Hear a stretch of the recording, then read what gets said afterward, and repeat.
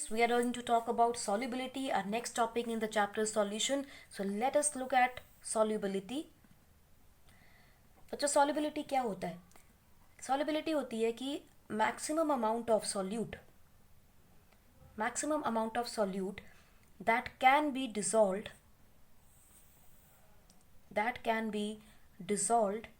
in a given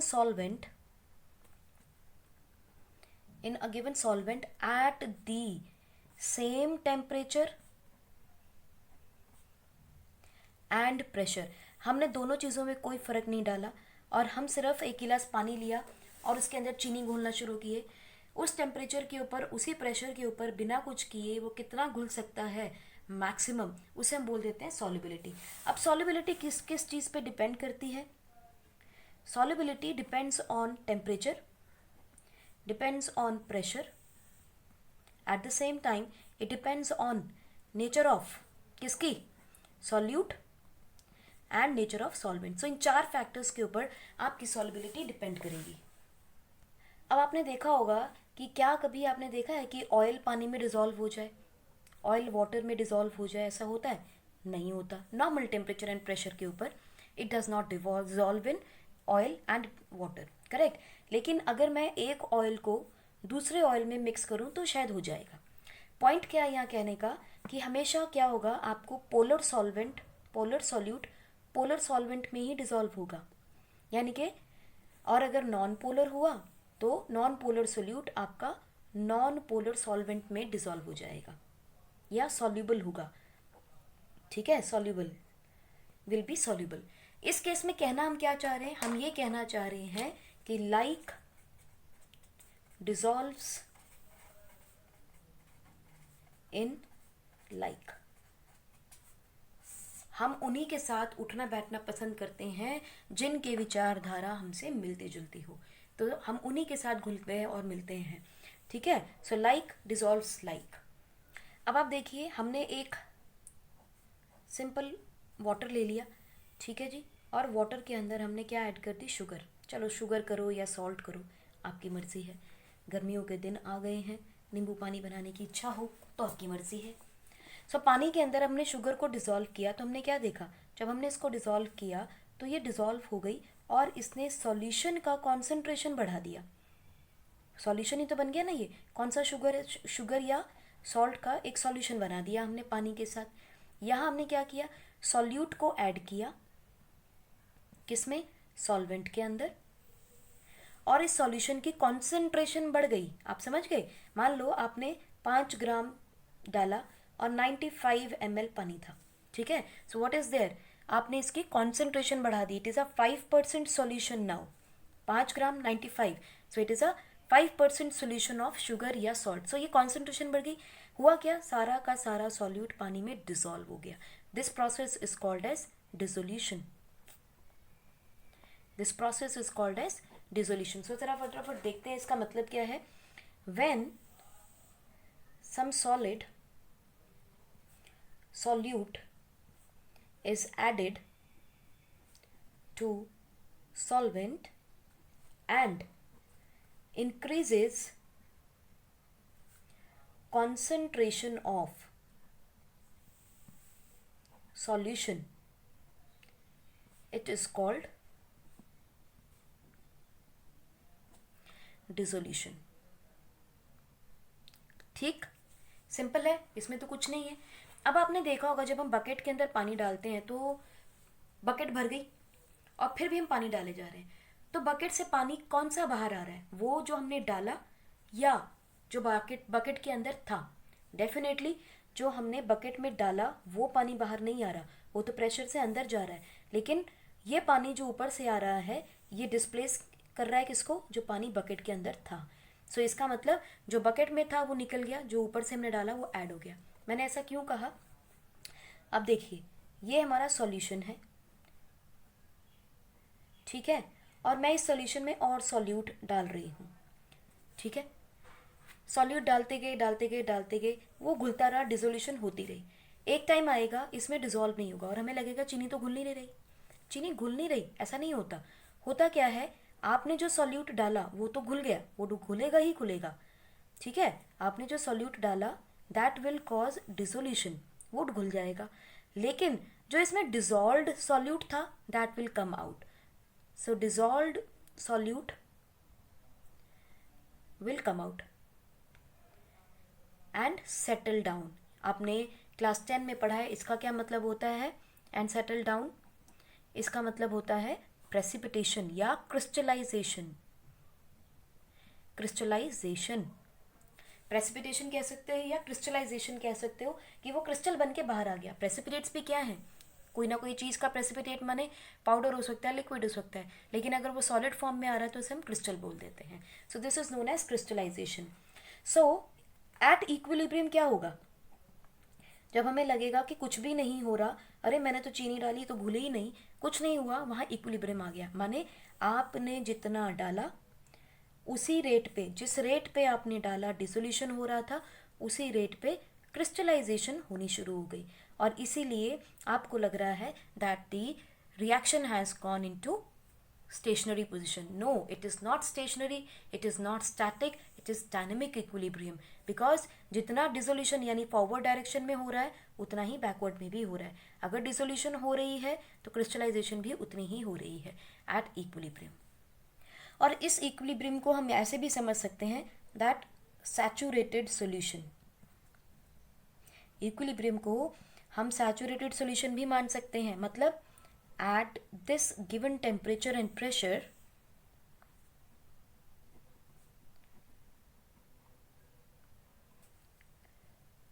no more solute can be added to the solution.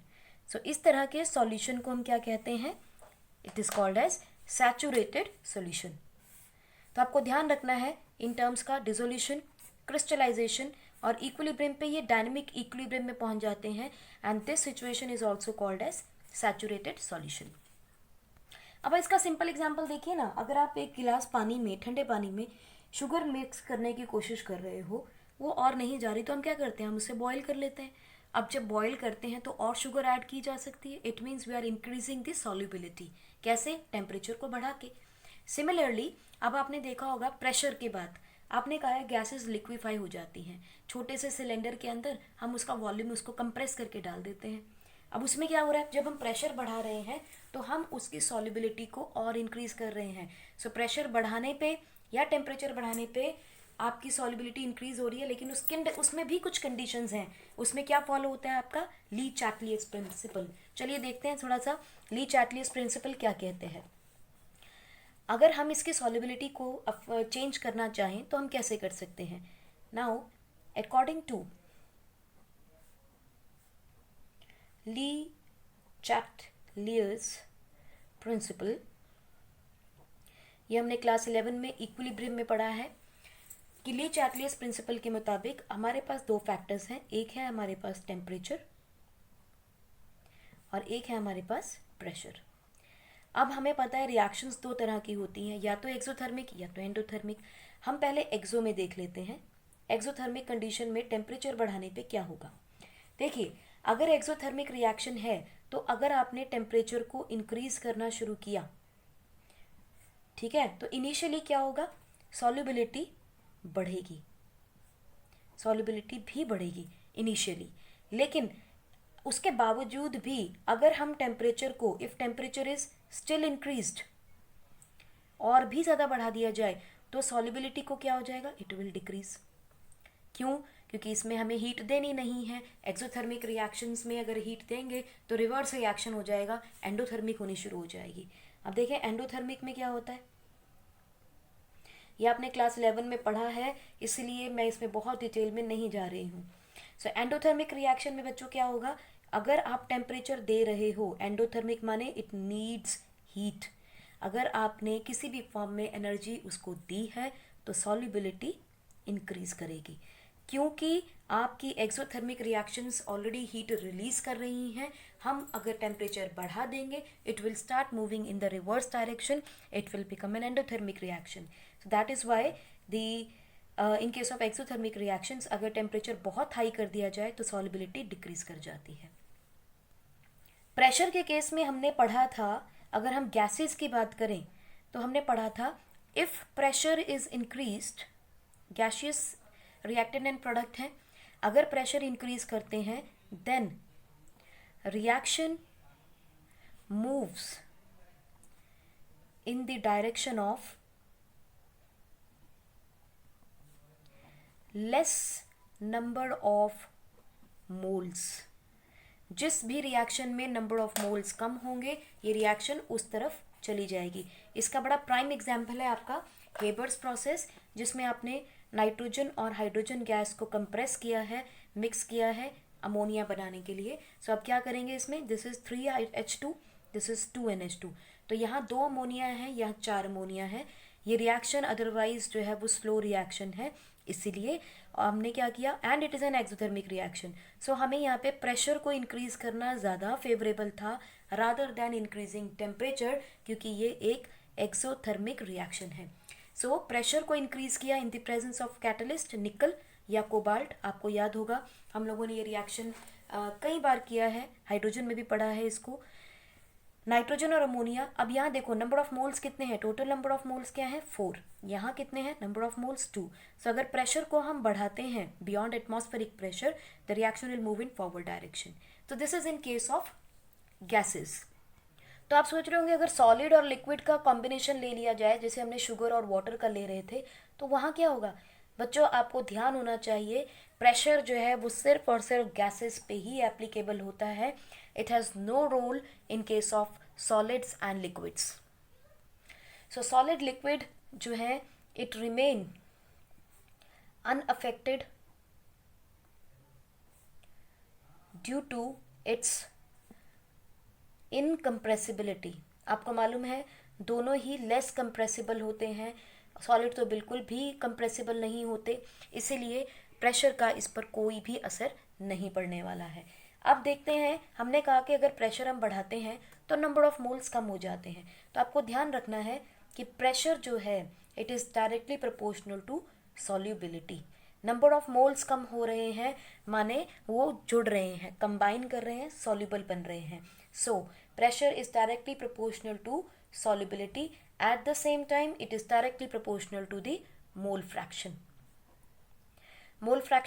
of solute। ठीक है, next हम देखेंगे solubility of gases in liquid, जो कि इस पूरे चैप्टर का सबसे इंपॉर्टेंट पार्ट है। सारा चैप्टर इसी के ऊपर घूमने वाला है। सॉलिड इन लिक्विड के ऊपर इतने क्वेश्चंस आपको नहीं आने वाले हैं इस क्वेश्चन में, लेकिन यहाँ पे सॉलिड इन लिक्विड आपके आएंगे एक्चुअली क्लास 11 में। यहाँ पे हमने पढ़ना है गैसेस इन लिक्विड के ऊपर। हमने अभी पढ़ा कि प्रेशर बढ़ता है तो गैसेस की सॉल्युबिलिटी जो है वो, इफ प्रेशर इंक्रीजेस गैस की सॉल्युबिलिटी इन लिक्विड इंक्रीजेस। इसके अंदर हम एक अपरेटस बनाते हैं, सिंपल अपरेटस है हमारा। ये रहा आपका एक apparatus which is a closed chamber. आप समझ सकते हैं close system, adiabatic system, open system, हमने क्लास 11 में पढ़ा है इनके बारे में। हम इसमें एक ऑप्शन ले रहे हैं, this is a close system, जिसके अंदर यहाँ एक सॉल्वेंट पड़ा है और ऊपर मेरी गैस है। ठीक है, अब हमने क्या किया है, इसके ऊपर एक छोटा सा वेट रखा है, छोटा है बहुत थोड़ा वेट है। ठीक है, हमने इसकी सॉल्युबिलिटी चेक की, इसके अंदर कितना है। उसके बाद मैंने क्या किया, इसी के ऊपर मैंने एक पिस्टन लगा दिया और इस पिस्टन को के ध्यान में रखते हुए मैंने यहाँ पर वेट बढ़ा दिए। तो मैंने यहाँ पर वेट बढ़ा दिया, लेट अस से I have increased with 3 quantities.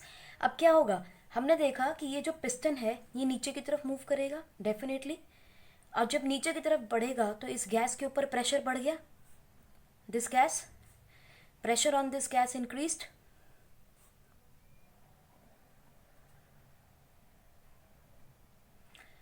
ठीक है, प्रेशर इस गैस के ऊपर बढ़ गया तो क्या होगा, अब ये जो गैस है ये कहाँ जाएगी, it has no place, collision शुरू हो जाएंगे, आपस में टकराएंगी। टकराने से क्या होगा, it will lose its energy and it will start moving towards this solvent.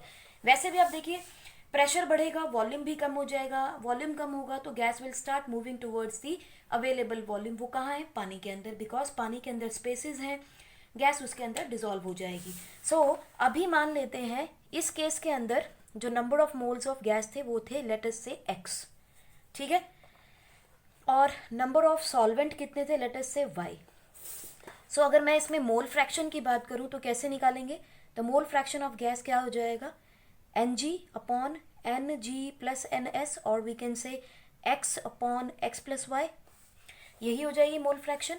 अब इस केस के अंदर देखते हैं यहाँ पे क्या हुआ, Ng जो है Ng डैश कर देते हैं, यहाँ पे x थी, अब यहाँ पे क्या हो जाएगा x dash, such that x dash is more than x, पक्का है क्योंकि वो इंक्रीज हुई है गैस। सॉल्वेंट में कोई चेंज नहीं आया, सॉल्वेंट का y रहा। टोटल नंबर ऑफ मोल्स क्या हो जाएंगे? x dash plus y, where x is more than x dash is more than x। तो हम कह सकते हैं mole fraction of gas x dash, mole fraction जो अब इस सेकंड केस में आएगी, it will be x dash upon x dash plus y। Definitely the mole fraction has increased. इसका मतलब अगर प्रेशर बढ़ता है तो मोल फ्रैक्शन भी बढ़ेगी। तो इसी चीज़ को प्रूव करते करते हमारे पास दो साइंटिस्ट आए। पहले साइंटिस्ट थे हमारे हेनरी, उन्होंने अपना लॉ दिया। He was the first person to give us a quantitative view about this effect of pressure on the gas. Henry ने क्या बताया? He gave a relationship between pressure and solubility लेकिन कैसा रिलेशनशिप दिया? That was quantitatively, जिसे हम लोग calculate कर पाते। आज तक इससे पहले तो सिर्फ एक व्यू था कि जी प्रेशर बढ़ेगा तो जी आपके जो गैस है उसकी सॉल्युबिलिटी बढ़ जाएगी, लेकिन हमें ये नहीं पता चल रहा था हाउ टू कैलकुलेट इट। तो उसका क्वांटिटेटिव रिलेशनशिप जो है वो हमें दिया हमारे साइंटिस्ट जिनका नाम है हेनरी।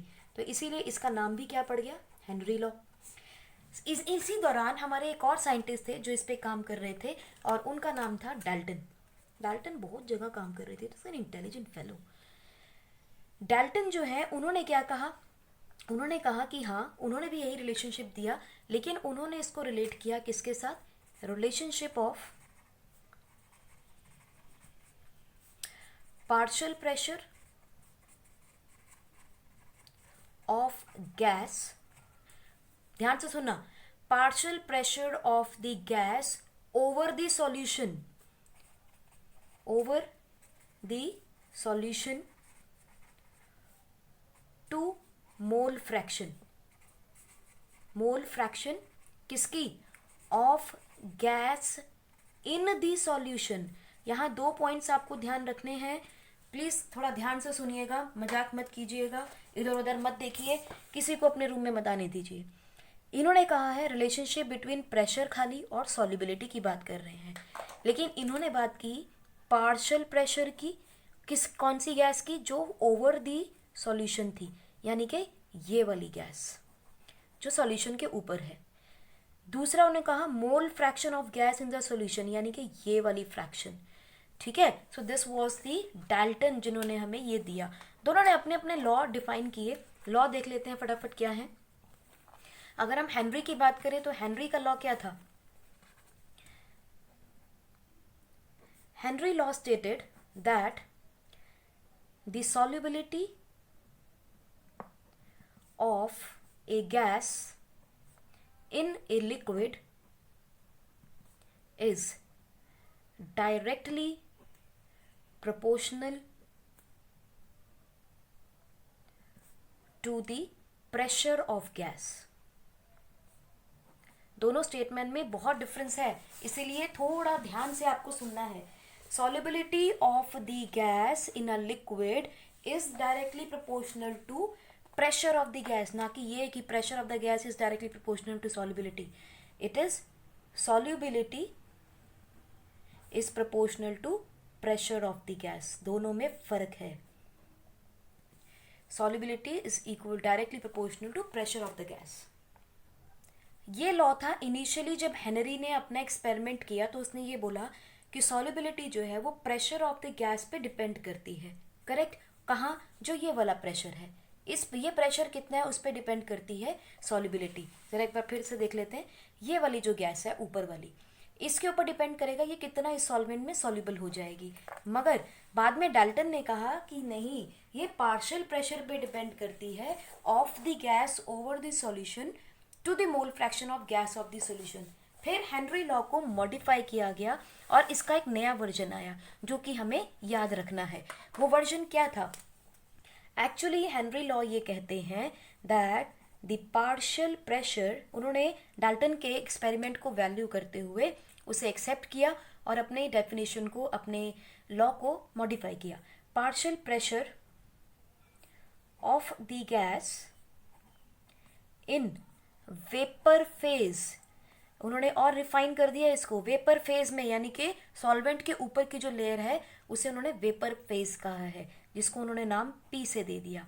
इज proportional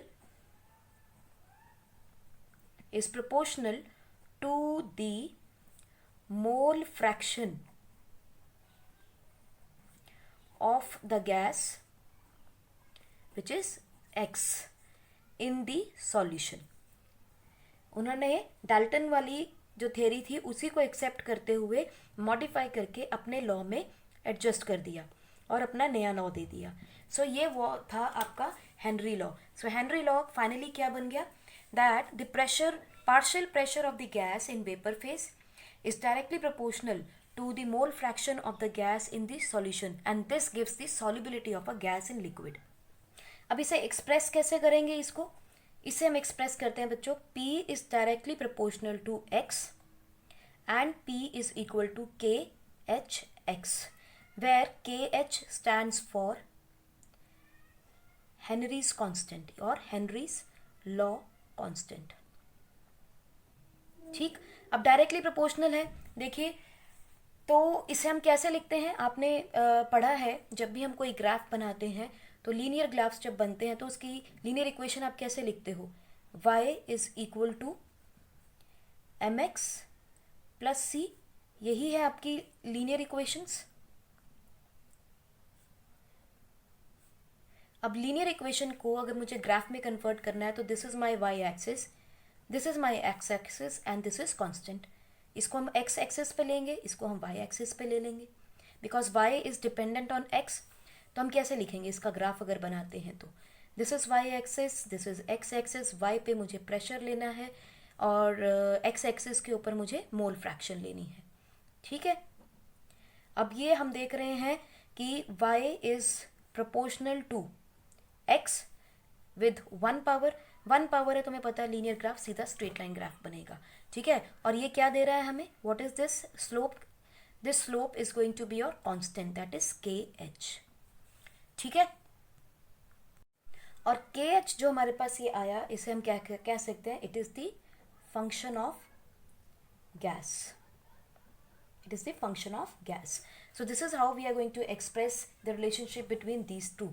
नाउ अगर मेरे पास मेरा ये कांस्टेंट जो है, हर एक गैस के लिए कांस्टेंट जो है ये अलग है, it is not a standard fix value, लेकिन एक गैस के लिए फिक्स रहेगा, हर गैस के लिए अलग हो जाएगा।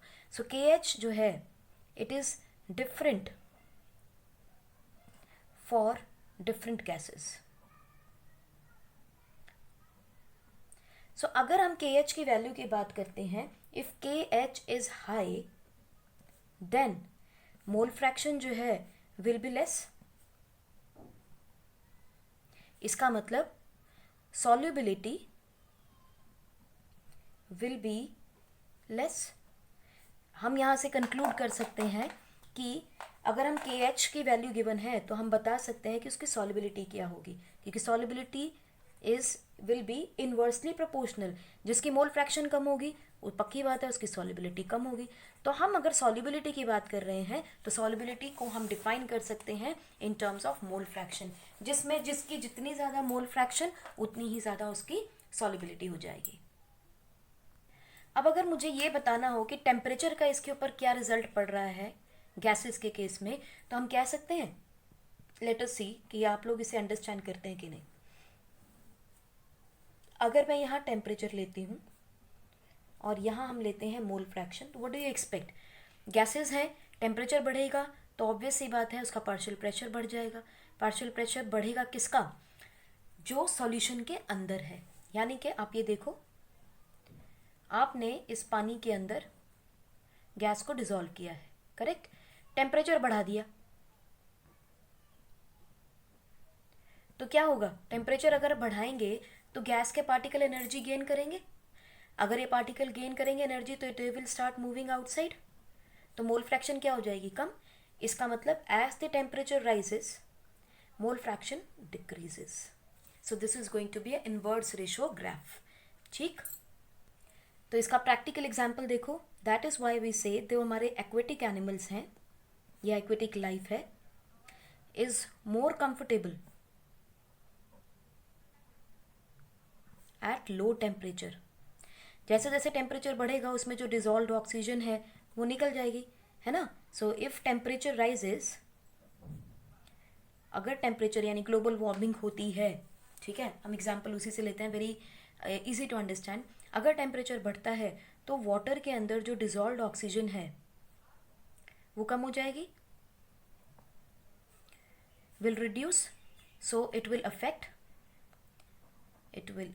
एक्वेटिक लाइफ, क्योंकि वो तो उसी ऑक्सीजन पे डिपेंड करते हैं, correct? So that is why we can say as the temperature increases the solubility of the gas in liquid will decrease. अब अगर हम एंडोथर्मिक और एक्सोथर्मिक रिएक्शंस के लिए ग्राफ बनाना चाहें तो ये देखते हैं। सबसे पहले हम देखते हैं हमारी एंडोथर्मिक रिएक्शंस के लिए, और ये डेफिनेटली हमारी रिएक्शंस कौन सी हैं? This is solid liquid reactions, क्योंकि हम चीनी के घोल को या यानी शुगर सिरप या सॉल्ट सॉल्यूशन को बनाने के लिए हम लोग हीट यूज़ करते हैं। सो मान लेते हैं सबसे पहले एंडोथर्मिक रिएक्शन देखते हैं और हम देखते हैं सॉल्युबिलिटी पे क्या असर पड़ेगा, यानी कि मोल फ्रैक्शन पे क्या फ़र्क पड़ेगा। दिस इज़ अ टेम्परेचर, ठीक है? अगर टेम्परेचर बढ़ेगा तो व्हाट विल हैपन? पक्की बात है, आप एनर्जी दे रहे हो, सॉल्युबिलिटी बढ़ती चली जाएगी। So it is going to be a linear graph, because यहाँ डेल्टा एच क्या रहेगा? Less than, will be more than zero. Temperature high होगा, जैसे जैसे टेम्परेचर बढ़ रहा है सॉल्युबिलिटी बढ़ती जा रही है, सो it will B a linear graph. Similarly अगर हम देखें इन case of solid and liquid gases only, अगर टेम्परेचर की बात करें, सॉल्युबिलिटी को देखें कि पहले टेम्परेचर ज़ीरो था तो सॉल्युबिलिटी मैक्सिमम थी, ठीक है? जब टेम्परेचर बहुत कम था तो सॉल्युबिलिटी बहुत ज़्यादा थी। अब जब जैसे जैसे टेम्परेचर बढ़ा रहे हैं सॉल्युबिलिटी डिक्रीज कर रही है। ये किस केस में हो रहा है? ये केस में हो रहा है आपके एक्सोथर्मिक, जहाँ delta H is less than zero, माने नेगेटिव वैल्यू है यहाँ डेल्टा एच की और यहाँ डेल्टा एच की पॉजिटिव वैल्यू है। So in case of exothermic it will be straight line decreasing graph और इसमें स्ट्रेट लाइन इंक्रीजिंग ग्राफ। अब इसके बाद थोड़ी सी हम हेनरी लॉ की एप्लीकेशन देखेंगे, लेकिन उससे पहले जरा देखते हैं अगर डाल्टन के सारे एक्सपेरिमेंट को हेनरी लेके भाग जाते तो गड़बड़ नहीं हो जाती। तो फिर डाल्टन ने क्या किया? डाल्टन ने भी अपना एक लॉ दिया। तो डाल्टन लॉ का क्या था डेफिनेशन? ध्यान से सुनिएगा, दोनों में फ़र्क है। मोल fraction of A gas in the solution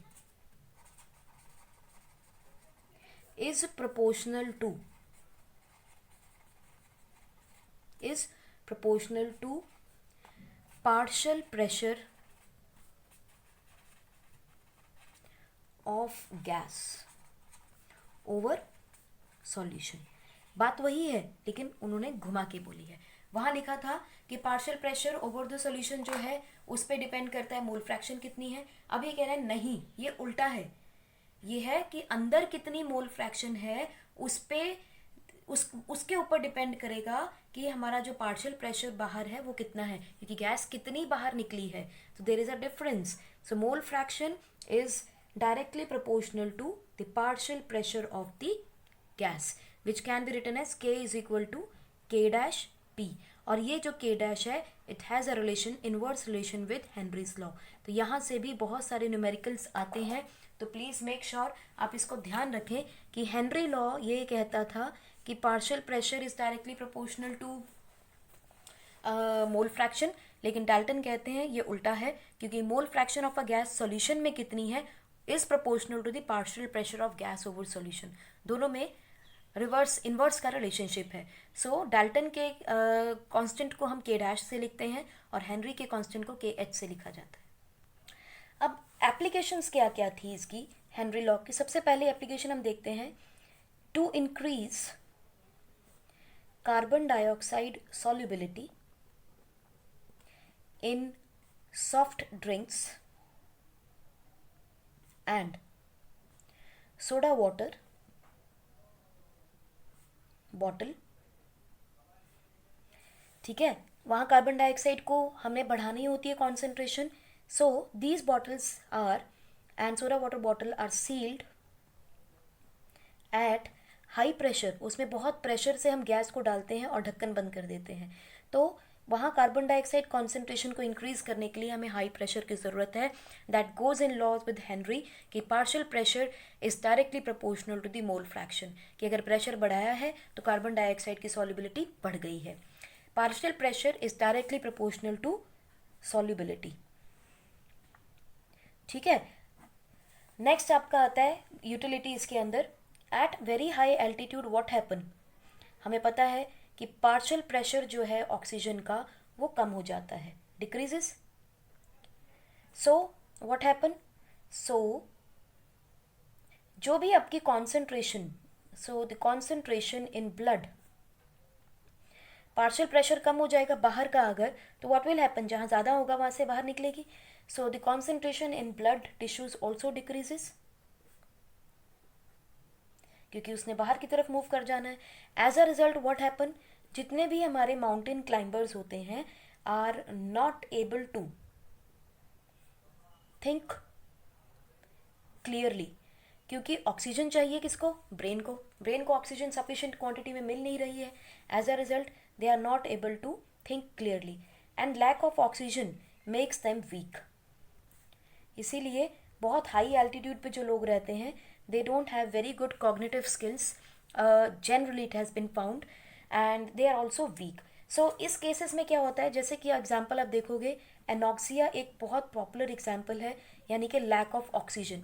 ठीक है, इस केस में हमें ऐसा ही मिलता है कि हमारी सोचने की शक्ति कम हो जाती है और हम थक जाते हैं। इसका बड़ा सिंपल सा एग्जांपल आप ये भी देख सकते हो, जब आप बहुत ज़्यादा पढ़ते पढ़ते थक जाते हो, उबासियाँ मारने शुरू करते हो, तो दिमाग में कुछ नहीं जाता, सब घंटियाँ बजती हैं और कुछ भी दिमाग में नहीं जाता। तो उस केस को क्या कहते हैं, लैक ऑफ ऑक्सीजन। तो आप सो जाते हैं, थोड़ी देर के बाद आपको कार्बन डाइऑक्साइड कम हो जाती है, ऑक्सीजन लेवल बढ़ जाता है and you are able to think properly. ठीक है, नेक्स्ट आपके पास एग्जांपल आती है स्कूबा ड्राइवर्स में। स्कूबा डाइवर्स में, स्कूबा डाइवर्स क्या होते हैं, जो अंडर वाटर रहते हैं। ठीक है, इसके अंदर आप देखेंगे, वन इज अंडर वाटर क्या होगा, under water pressure is very high. बहुत ज़्यादा हाई होने की वजह से क्या होगा, जितनी भी गैसेस पानी के अंदर होंगी वो हमारी बॉडी में एब्जॉर्ब होने लगेंगी। ठीक है, सो वाटर के अंदर, under water pressure is very high, so atmospheric gases जो होंगी, atmospheric gases which are available obviously in water, gases dissolved in water, dissolved in water gets absorbed in our blood। जैसे example आप देखो, nitrogen gas जो है वो भी absorb हो जाती है। ऑल दो वाटर के अंदर ये गैसेस बहुत कम होंगी, लेकिन एटमॉस्फेयर से जैसे ही हम अंदर जाएंगे तो ये गैसेस जो है वो हमारी बॉडी में ब्लड में एब्जॉर्ब हो जाती हैं। ठीक है, पहली चीज़। दूसरी केस में क्या होगा, ऑन कमिंग बैक, जब हम वापस आ रहे हैं, ऑन कमिंग टू सरफेस, जैसे ही सरफेस में आएंगे तो क्या होगा, प्रेशर कम हो जाएगा। On coming to surface these gases will come out, these gases come out, और जैसे ये बाहर आएंगी तो क्या होगी, बिकॉज सडन चेंज हो रहा है, so what will happen, and forms bubbles. Blood के अंदर कहीं ना कहीं बबल्स हो जाते हैं, bubbles of nitrogen is formed in blood, और यही बबल्स जो हैं वो आपकी ब्लड वेसल्स को ब्लॉक कर देते हैं, स्पेसिफिकली कौन सी, capillaries. So blood capillaries are blocked and causes bends, it's a disease and causes bends। ठीक है, at the same time it affects nerve transmission too। ठीक है, सो अगर हमें हेनरी का ये पता होगा तो हम इसको यूटिलाइज कर सकते हैं। अच्छा, इन बेंड्स के होने की वजह से प्रॉब्लम क्या आती है, ये जो बीमारी है बेंड, इसके ऊपर बच्चों शॉर्ट नोट आता है, इसलिए प्लीज़ ध्यान से समझिएगा इसको। इसकी वजह से it becomes very painful, at the same time it is very dangerous to life, sometimes it can lead to death also.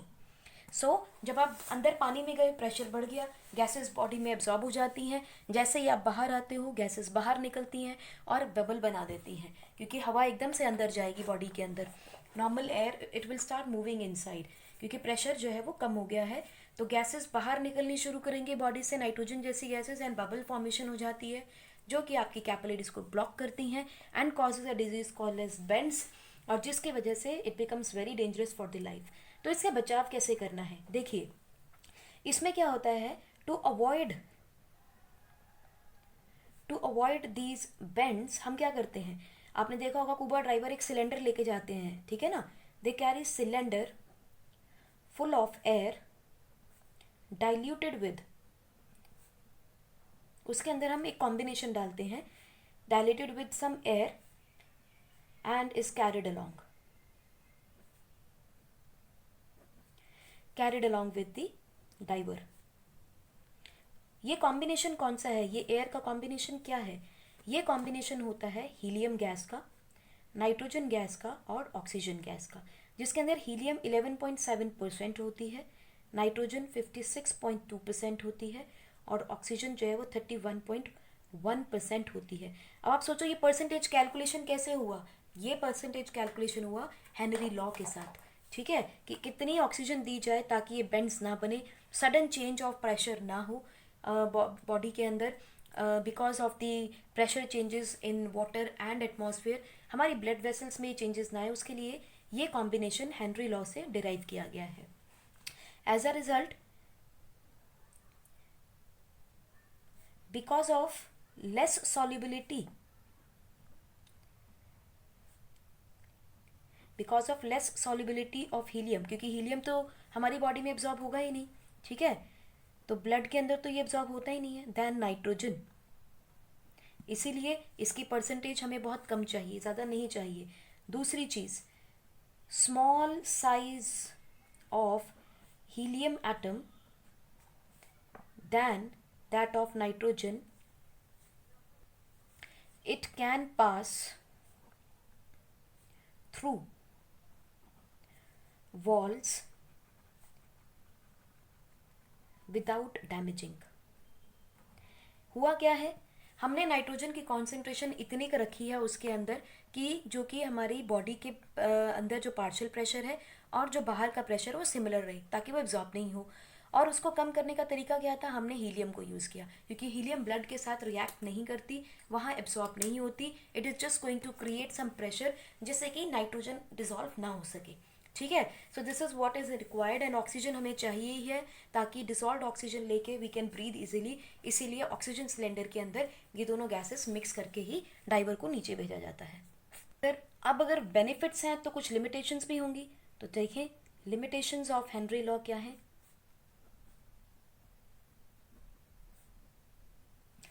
सबसे पहली चीज, it is valid only if pressure is low, अगर प्रेशर लो है तभी valid होता है। Eight high pressure law becomes less accurate, ऐसा experimentally देखा गया है कि इसकी एक्यूरेसी कम हो जाती है, एंड द कांस्टेंट वैल्यू जो है वो it shows variations at very high pressure. तो experimentally it has been observe कि ये काम नहीं कर रहा है वेरी हाई प्रेशर के ऊपर। दूसरी चीज, it is valid only if the temperature is not too low. Third thing, if gas is not highly soluble, अगर गैस बहुत ज़्यादा सॉल्युबल होगी तो भी आपको के वैल्यू कांस्टेंट वैल्यू वेरिएशंस देगा। Last is gas is neither reacting chemically with the solvent, या तो वो सॉल्वेंट के साथ बहुत ज़्यादा रिएक्ट ना करती हो, नॉर इट डिसोसिएट्स और एसोसिएट्स, या तो टूट जाए या जुड़ जाए इन द सेम सॉल्वेंट, यानी कि उसके अंदर अपने आप या तो वो टूट जाए या मॉलिक्यूल खुद ही बना दे। ठीक है, जैसे कि ऑक्सीजन की अगर हम बात करें, वो टूट जाए नेसेंट ऑक्सीजन बना दे, या जुड़ जाए ओजोन का कंपाउंड मॉलिक्यूल बना दे, अपने आप के साथ भी रिएक्ट ना करे, सॉल्वेंट के साथ भी रिएक्ट ना करे। अगर ये कंडीशंस फुलफिल होती हैं तभी आपका हेनरी लॉ वैलिड है, otherwise Henry law will not be applicable. So these are the limitations of Henry law. आज के लिए हम यहीं तक करते हैं। Vapour pressure of liquid and liquid solution हम करेंगे हमारी नेक्स्ट क्लास में।